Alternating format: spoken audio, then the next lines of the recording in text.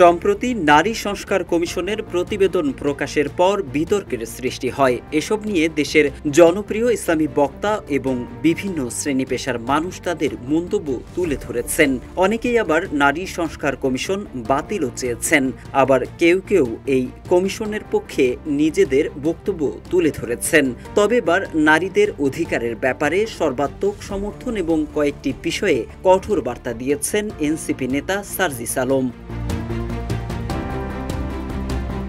জাতীয় নাগরিক পার্টি তথা এনসিপির উত্তরাঞ্চলের মুখ্য সংগঠক সার্জিস আলম সামাজিক যোগাযোগ মাধ্যমে দেওয়া এক পোস্টে সমকামিতা, ট্রান্সজেন্ডার এবং এলজিবিটিকিউ নিয়ে মন্তব্য করেছেন।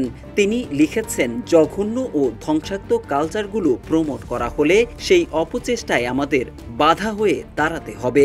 আজ 18 মে বিকেলে নিজের ভেরিফাইড ফেসবুক পেজে এক স্ট্যাটাসের মাধ্যমে সার্জিস আলম এসব কথা তুলে ধরেন।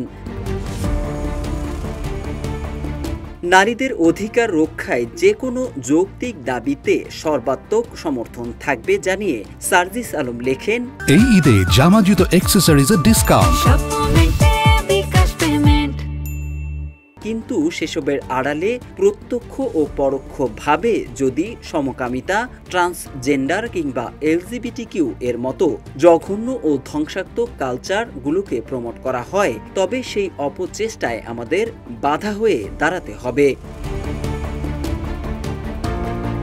যারা এসব প্রমোট করার চেষ্টা করছে তাদেরকে মানসিক বিকারগ্রস্ত আখ্যা দিয়ে এই এনসিপি নেতা লেখেন, পরিবার, সমাজ কিংবা রাষ্ট্র ধ্বংস করার এই মরণ ব্যাধিগুলো যেসব মানসিক বিকারগ্রস্তরা লালন ও প্রমোট করার চেষ্টা করছে তাদের মানসিক চিকিৎসা করানো হোক, কিংবা তাদের প্রশ্রয়ের প্রশ্নই আসে না। সার্জিস আলম আরও লিখেন, এটা সেই ক্যান্সার যা ধীরে ধীরে আপনার ঘর থেকে শুরু করে জাতি পর্যন্ত ধ্বংসের দ্বার প্রান্তে নিয়ে যেতে পারে।